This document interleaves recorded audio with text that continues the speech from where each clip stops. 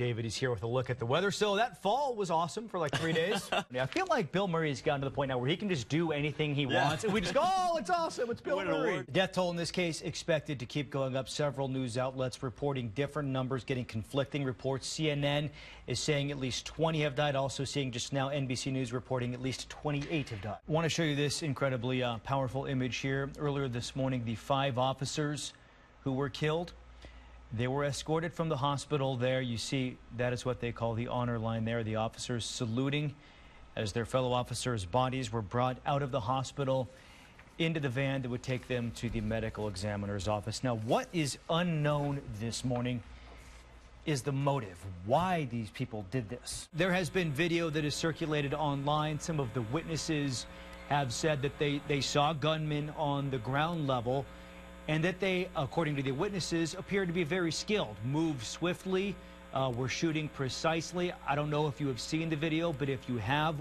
what's your assessment of the gunmen?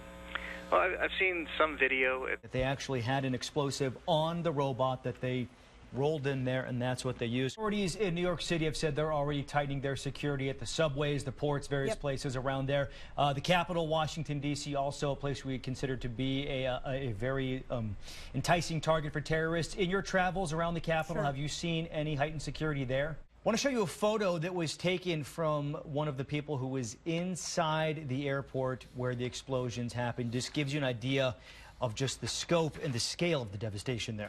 Do we have any reason to think that American airports are any more secure than the ones we see in Europe or overseas? I think when you look at from a U.S. standard, our security is quite good. When you say how Samsung deals with it, well, what do you mean by that? Yeah. So the reality is with any complex products, whether it's electronics like phones. All right, Amanda, thank you very much. Earlier this week, one of the members of the Electoral College from Texas, the people that actually elect the president, said he will not cast his electoral vote for Donald Trump, despite the fact that Trump won Texas. Chris Supran laid out his argument in an op-ed piece for the New York Times, and he is joining us on the phone this morning from Dallas. Good morning, sir. Chris, can you hear me? Yes, I can. How are you? Good morning. Good morning. So explain to us, why not Trump? I don't think he is qualified. He has disqualified himself with his massive financial conflict of interest. He continues to be a demagogue, attacking people for disagreement, which is really an attack on the Constitution and the First Amendment. And we've seen more than 50 of my colleagues in the Republican Party with national foreign policy and national security experience say he would be a danger if he were president. You laid out all these points quite eloquently in your op-ed piece, but as an elector, it's not like you're an interior designer. You're not chosen for your taste in politicians. Your job, is it not, to kind of carry out the mechanics of the election? Well, it's certainly not personal.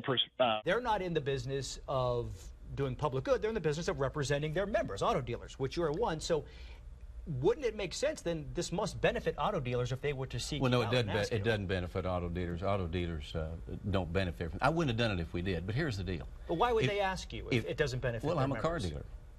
There's only 3 car dealers in Congress. I'd be the natural one to do this. I know the... Who then is the fan that you have seen that is, shall we say, celebrated the most? Alicia, thank you very much. 6:33 right now, and Texas election officials are insisting this will be a fair election, despite Donald Trump's claims about it being rigged. Cab Metro is offering free rides today to help people get to the polls. That includes buses and Metro Rail. They'll be doing it again on Election Day, and we have a link to the bus routes and polling places on our website, KXAN.com. One of the best-known political activists from the 60s has died. Tom Hayden was one of the Chicago 8, the group that was put on trial for their part in the riots at the 1968 Democratic Convention. He later served as a legislator in California. He was also married to actress Jane Fonda at one point. Hayden died yesterday in Santa Monica. He was 76 years old.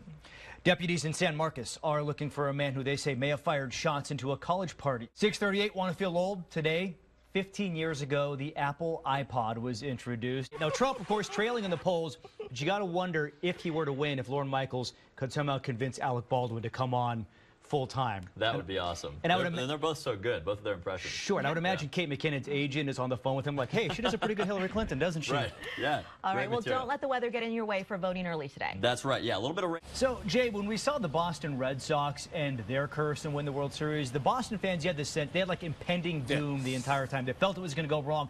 I don't get that sense from the Chicago fans. They kind of seem like they're expecting to walk away from this with a trophy.